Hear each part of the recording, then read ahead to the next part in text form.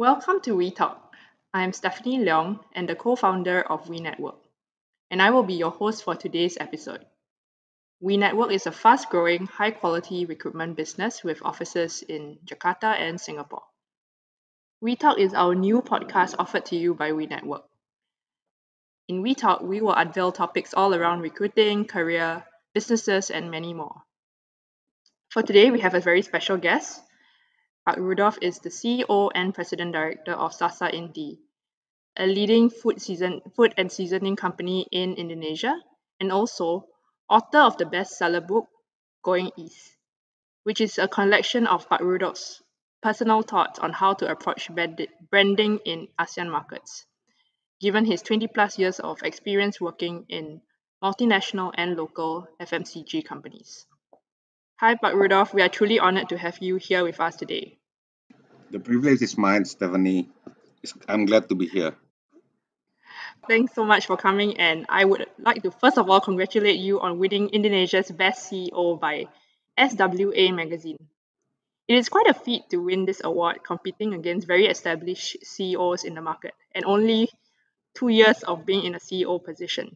How do you feel, and why do you think you were able to win this award? Well, Stephanie, when I was first entrusted to assume this position in late 2018, my goal was really to bring about a successful transformation of Sasa from being good to a great company. This transformation involved the process of relating, sense making, visioning, and embarking on a series of end to end innovations in the way we do things. We started with creating new vision, mission, basic mentalities, and of course, we established a clear strategy on how we're going to win big in all the categories we choose to be in. Concurrently, we also created a people and culture department to inject the happiness in Sasa work environment to improve the overall mood and productivity. The award itself for me is nothing less than a complete vote of confidence from my team of the progressive success of this transformation. I think I'm lucky because I think I'm blessed with uh, a team that is among the best in the industry. Thanks for sharing, Park.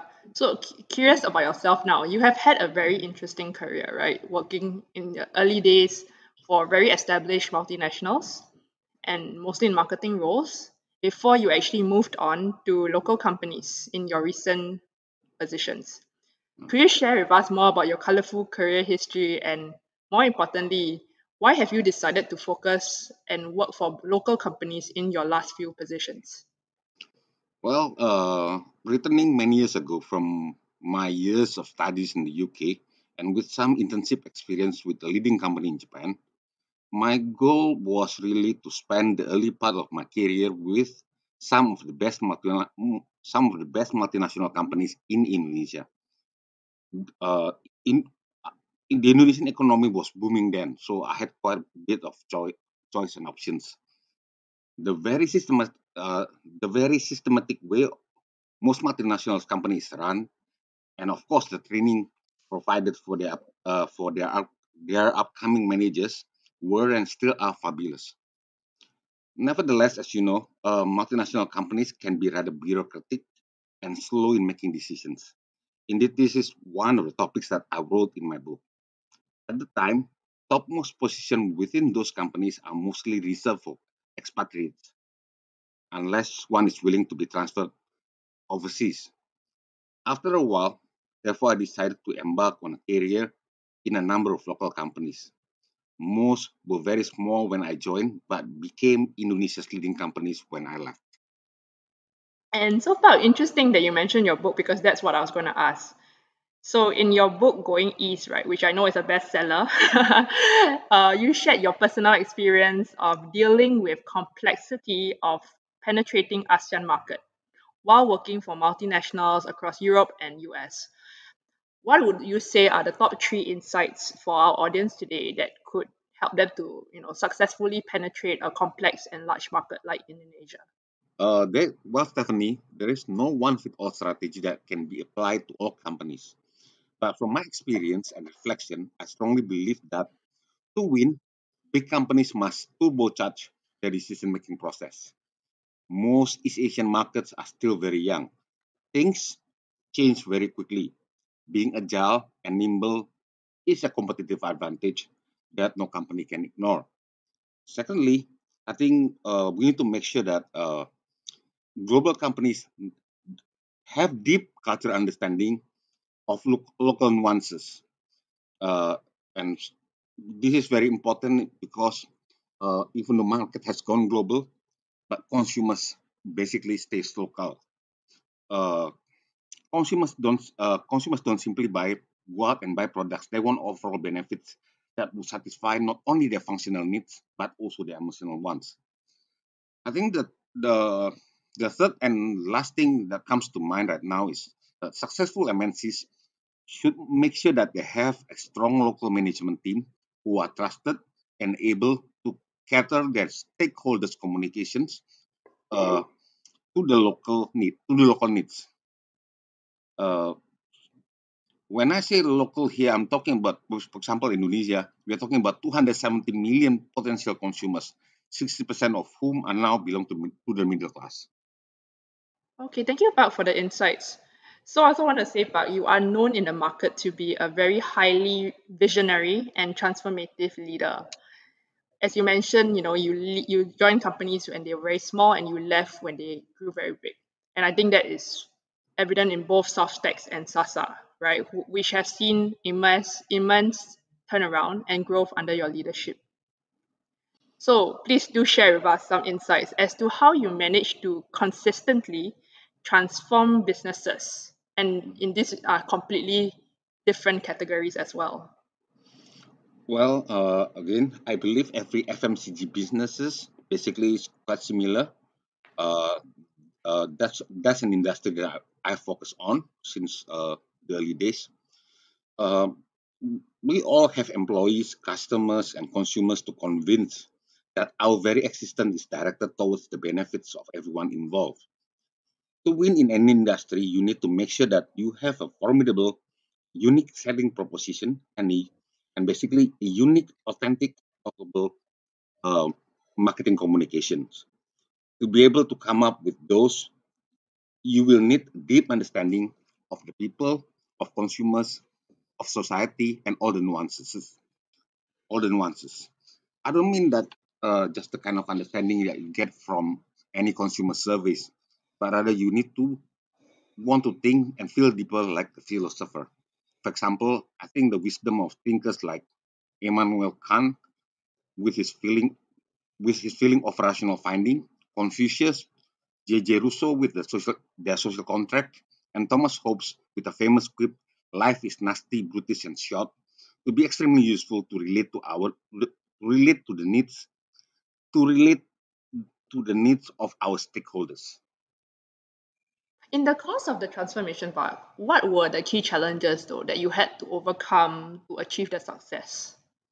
Well, the challenges is first of all making sure that I get to relate with all the stakeholders, getting the commitment, support, and trust of uh, getting the commitment, support, and trust from all the stakeholders, and to get everyone on the same mode of thinking. How did you then turn Sasa, which is a brand, that was perceived to be a very old and heritage Mm, commoditized brand, into a leading Indonesia consumer lifestyle brand? mm. We are very keen to hear the Sasa story. Uh, I'm very proud of our SAFSA team and what we have achieved in such a short period of time. Our transformation from across the factory shop floors through to the route to market have been tremendously uh, encouraging in term of progress. We've produced faster growth year on year since 2019, and as a matter of fact, our brand equity has almost doubled in the past 2 years. I believe we are building a foundation upon which our company will be able to grow even faster in the coming years. Thank you, Pao. That's a great start. Life. That's a great inspiration for I think other local companies as well. So, but from your personal experience as well, given that you are someone who have worked in both local companies as well as multinational companies, right? What would be your advice to the younger workforce today, who are looking for the best way to navigate and grow in their careers? I think my advice to the upcoming leaders in Indonesia and basically across the region will be to be courageous to speak up, ask questions, and continue learning, and seek opportunities to speak with successful young professionals and business founders like Stephanie, for example.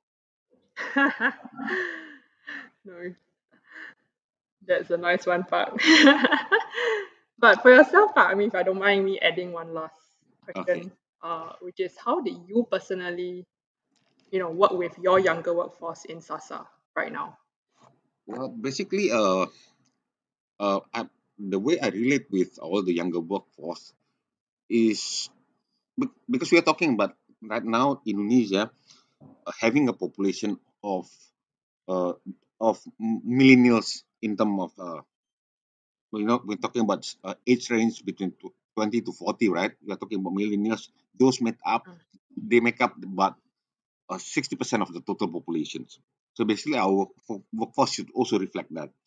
And so basically, what I encourage in Sasa is uh, for these young people to have again to stand to have courage, to be action oriented, and to have the enthusiasm to succeed while remain respectful because we are also basically an East Asian society where being respectful in uh, advocating your needs and your opinions is still very important. And I also insist that from the very start that we should have a happy working environment. That's why just now I mentioned we appointed a people and culture manager whose responsibility is basically to enforce our happiness is SASA uh, work environment, right? And interestingly, Park, that is the new, I guess, SASA values, right? That we can see on your website as well. Yes, yes, we have Okay. done a major turnaround. I believe we are on our way to making a major turnaround uh, to create create a business environment, a work environment that is healthy for everyone. Yeah. That's interesting because I think everyone is also very big on mental health these days. So Uh, happiness is quite an interesting value to have in an organization. mm, Yeah. Yeah. Thanks for the great discussion, Pak Rudolph, and thank you so much for joining us today. thank you. So Thank every you. Thank you. If you have any other questions that you would perhaps like to ask Pak Rudolph personally or We Network, don't hesitate to contact us. See you soon and sampai juga lagi.